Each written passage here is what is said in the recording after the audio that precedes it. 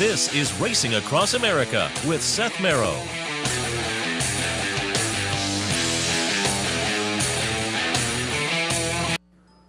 Welcome back to Racing Across America on this Friday morning. Friday means a visit from John DaSilva, racingwithbruno.com, capitalotb.com. Good morning, John. Good morning. How's everything? Very good. How can it not be very good? It's Christmas for horse players, as we've been talking all week long. We'll get some of your thoughts on the Breeders' Cup races coming up in a few minutes. We'll start out with New York a little bit before that, though, this afternoon, and then tomorrow the Discovery at Aqueduct. And we wrapped up Belmont. We've moved to Aqueduct. You're a longtime follower of New York racing. What does Aqueduct in the fall and winter mean?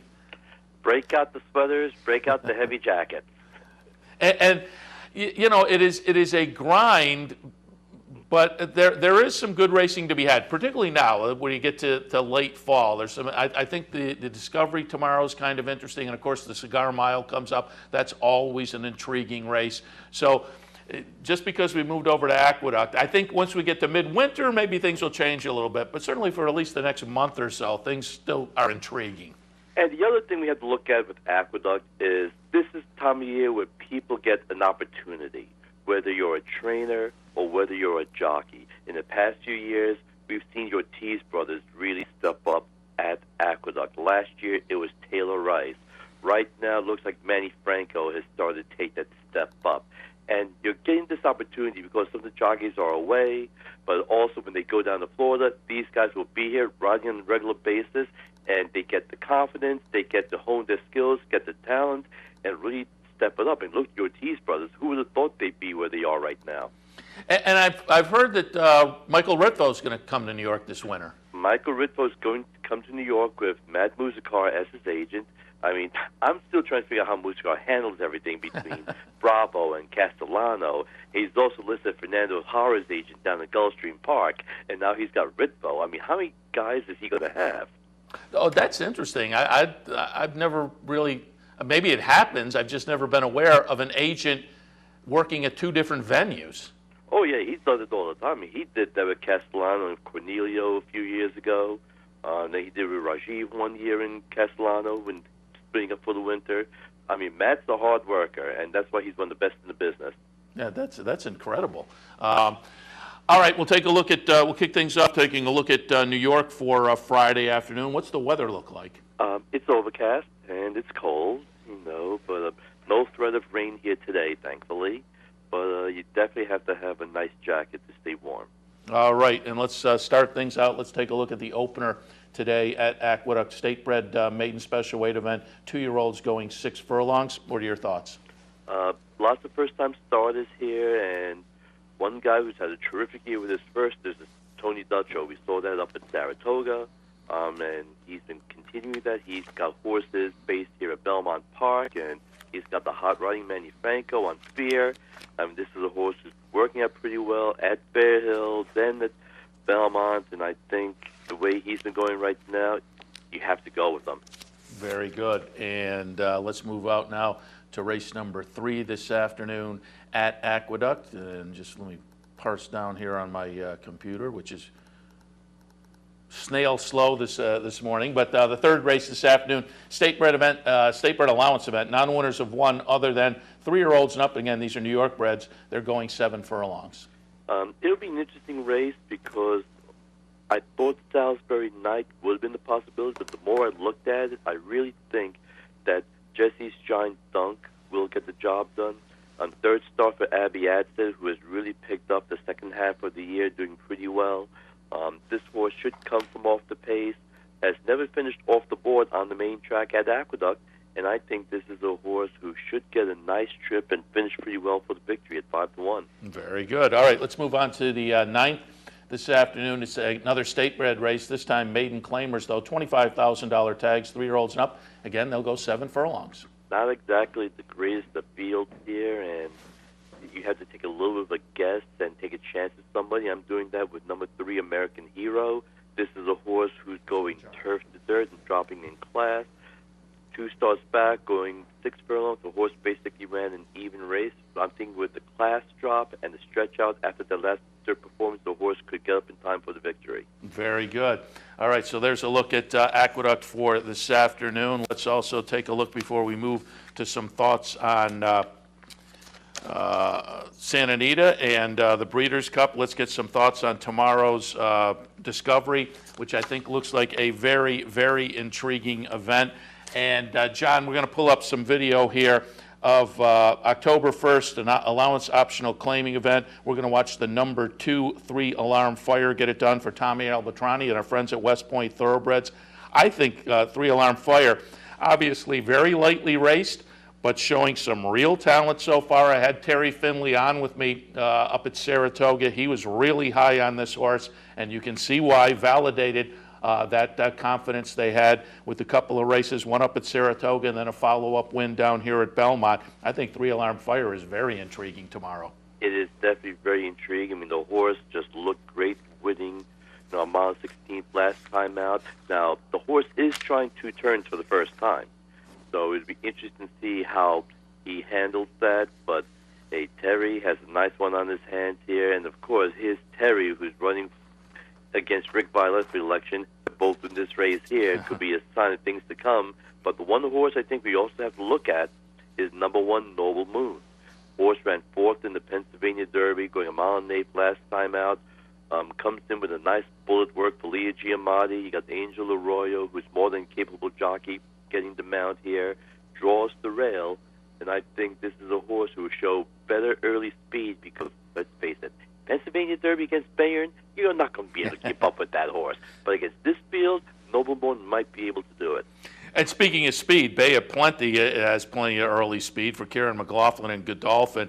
Protonico is another one I find interesting. We're looking at 6-1 on the morning line. That clearly is based on the dud thrown in the Pennsylvania Derby. But the prep I like this horse in the Pennsylvania Derby off of that prep, the Smarty Jones, where the horse ran very well. That Pennsylvania Derby just looks like a little bit of an aberration to me. Maybe with horses like Bayern and Tapiture and Candy Boy in there, it was better than that Grade 2 indicates. And I think probably, you also have the Derby winner in there. Wouldn't surprise me if this race jumps up a notch grade-wise next year. So moving down to this Grade 3 Discovery, wouldn't shock me at all to see Protonico bounce back to a better effort. And also, it's not like Tom Pletcher to bring a horse back in 19 days. Yeah, you're right. So you have to give him a little bit of an excuse there. I think this is more of the owners wanting to do it than maybe Todd wanting to do it, and he just went along with it. But you give this horse enough time. Hey, look what happened to Smarty Jones. He had trouble, still got up to catch Class and Jock and Roll at the wire for the victory. Now with a little bit of extra time, Protonico, if there's a speed duel early, maybe he could do the same thing here. Yeah, I think it's a very interesting feature on the card tomorrow. All eyes will be focused on Santa Anita, but there's some interesting racing around the country as well that you can plug in here and there as the day progresses if you see something that intrigues you. John, we'll shift our attention now to the Breeders' Cup. I understand also that you have done Santa Anita handicapping for CapitalOTB.com. Yes, I did pick 4s for Santa Anita today and a select pick 3, and we'll be doing the same thing tomorrow. And the one thing about the Breeders' Cup, big pools mean big money, and it only takes one upset. And hey, you got a couple of short-priced horses here. I'm willing to take chances to go against them. I mean, hey, Golden Sense is going to be the heaviest, lowest-priced horse. He could get beat if they push him and they don't let him go alone on the lead. Who's to say that he's going to win the race? And I think he can get beat if that happens. Yeah, I took a little bit of a shot against him myself because it seems like it's that type of a couple of days of racing out there in Southern California. Let me just ask before we get into some specifics, just overall your thoughts on the 2 days of racing, because before we even got into it, we had lost Wise Dan, Beholder. Subsequently, Magician is out, American Pharaoh. So some of the marquee horses are out. Despite that, I think there are some good storylines. A horse like Hardest Core, I think, provides some interest. I just mentioned earlier, Mike Smith is trying for his 3rd jockey title, Breeders' Cup jockey title in a row, that Bill Shoemaker Award. That's going to be intriguing. So I think there are some nice storylines, but more importantly, what you've already alluded to, some great betting opportunities. Not only great betting opportunities, but there are certain trainers out there who are young and up and coming, or may not be known on a national basis, who, with a good performance, really takes a step up, you're going to wonder, oh, wow, how have you missed this person this whole time? I look at somebody like Leah Giamatti, Yeah. who we've seen the past few years, but she can do it in a narrow circuit, but she has really taken a step up, and she's got a couple of opportunities to really make a name for herself on a national basis. Mike Hushin in there. That would be fun to see him win a Breeders' Cup race as well. And also, there's another interesting storyline. I had Jim Miller from Hawthorne on yesterday, and they had Work All Week is in for Midwest Thoroughbreds. And Jim was mentioning that horse because it had done well in the Illinois area. So being from Hawthorne, that was one he was going to use. And I said to Jim, gee, I don't know, has Midwest ever had a Breeders' Cup runner before? I didn't know. He said right off, no, they haven't. So I'm assuming he'd looked it up already. But that's kind of an intriguing story as well, given how prolific Midwest has been in the owners category, you know, going back, what, 4 or 5 years now? And so for them to have their first Breeders' Cup starter, that's going to be a fun story, too. And not only the first starter is not with Jamie Ness. And it's a homebred, too. Yeah. It's a homebred. And they have said that they won all these races, which is great, but they wanted to increase the quality of their stock. I mean, they've switched over. They got more trainers. It isn't just the Jamie Ness show. I mean, Roger Brueggemann has done an outstanding job for them. They got Tom Amos with some of their horses. They have Dallas Keene with some of their horses. So they're really trying to expand, and they're trying to increase their stock and make themselves more of a quality horse, just like what Steve Asmussen did. He won all those races years ago, but he also wanted to have better stock, and we saw what he did these past few years. So Midwest could do the same thing. And if they win, will they show up in the winner's circle and be interviewed? They're the mystery owners of the game. I got the strange feeling that the PCs will be out there. I mean, it's interesting how nobody really knows much about them. But, hey, when you're based in Chicago, you relax and you get all the work done out there. Hey, who needs to be seen unless it's for a big race? Yeah, they are very intriguing, given the as I say, the prolific winners that they are. All right, John, let's talk about a couple of Breeders' Cup races. And again, you've got some Santa Anita and Breeders' Cup selections on capitalotb.com. Let's take a look out at the Sprint. That's tomorrow, Grade 1 event, purse $1.5 million. They're going to go 6 furlongs. And I'll be interested to see your thoughts here, because one of my better bets of the weekend is Rich Tapestry. I find this horse another intriguing story on the weekend, being a Hong Kong transplant. I just don't think we see many Hong Kong runners over here. And I've said at the few seminars I've done over the past week, if folks aren't familiar with Hong Kong racing, Hong Kong, Japan, high-quality racing, they get big crowds, big betting money. That means big purses, so they don't have to travel around too much if they have a good horse. But Asia and Australia produce some big sprinters, and I think that was validated by the fact that this horse not only won the Santa Anita Sprint to lead into this, but did it over Golden Sense and Secret Circle, and did it off an incredibly long layoff. So I think that 5-1, especially if that holds up. Rich Tapestry is intriguing to me in the Sprint. How do you see it? That is my best bet of the weekend, Rich Tapestry. I mean, this horse is a freak. He doesn't have to be here. They've done an outstanding job. I mean, look at that race at Santa Anita where the horse ran down Golden Sense.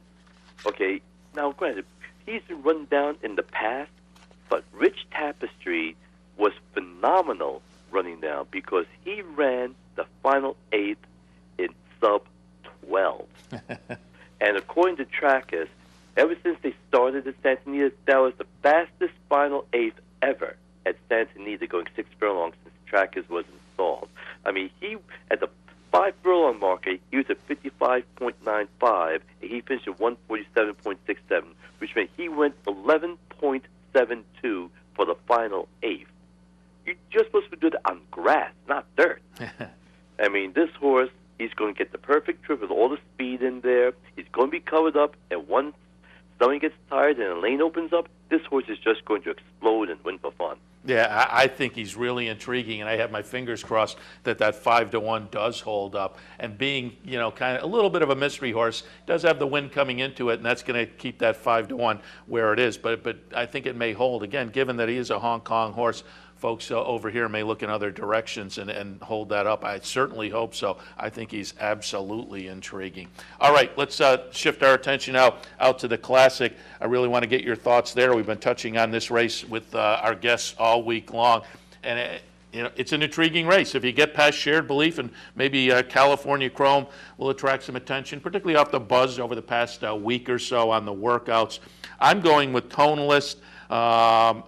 Underneath, I think Cigar Street is an interesting older horse. Then I have Shared Belief in my mix, and Toast of New York, who the question mark is obviously going to be the dirt on that one. But I'm leaving out Marino, who won the Whitney up at Saratoga here, VE Day, the Travers winner, Bayern. He could go either direction for me. Zevo, I think, is absolutely a contender in this race, and I was a little scared to leave him off. Candy Boy, I think, could benefit from the pace. I'm just not sure about the mile and a quarter with him. And then again, what do you do exactly with California Chrome? And John, while we talk all week long, I've been showing some of the races of these contenders that stand out and are worth taking a look at coming into this. And final show before we go into the Breeders' Cup, I did want to pull up one more time the entire race of the Awesome again back on September 27th. Number 4 is Shared Belief. Number 1 is Fed Biz. Maybe more importantly, number 2 is Sky Kingdom, and you will see Sky Kingdom provide a little bit of trouble for Shared Belief around the first turn. So I want to pull up the entire race once again, just so people could see the trouble Shared Belief had on the first turn and what he had to overcome. So as we're talking about this, we're just going to look at that Awesome again. But what are your thoughts on the Classic? It's an unbelievable race. I mean, to me, definitely reminds me of 2002 Classic, where you had all the 3-year-olds being talked about, and the winner turned out to be the Pony, the longest shot in the race, the older horse. And personally, I think the same thing can happen again. Now, I am not a Chrome believer. I don't think he's going to get the job done. I mean, despite what Sky Kingdom did, you know, he was able to overcome it and get the job done. Now, people saying maybe he's going to be worn out. I don't think he's going to be worn out, but the one thing you do have to worry is, even though it's supposed to be a fairer track, it's probably going to be a little bit of a faster track, a little bit of a harder track, and this is a horse that does have foot problems. And going that distance, I don't want those feet to be stinging inside the 8th pole, but it could happen. Now, Sky Kingdom, hey, we'll see how good he is. He's running the second race at Santa Anita today. Let's see if that little extra distance, you know, will help them in the marathon. But to me, I want a price. And I was looking for a horse who has good tactical speed, because the way 2 turns have been playing at Santa Anita, you're not coming from far back to win. You have to be within 3 lengths or less at the first call and length and a half or less at the second call. And I want the horse that's going to make the first move for the lead.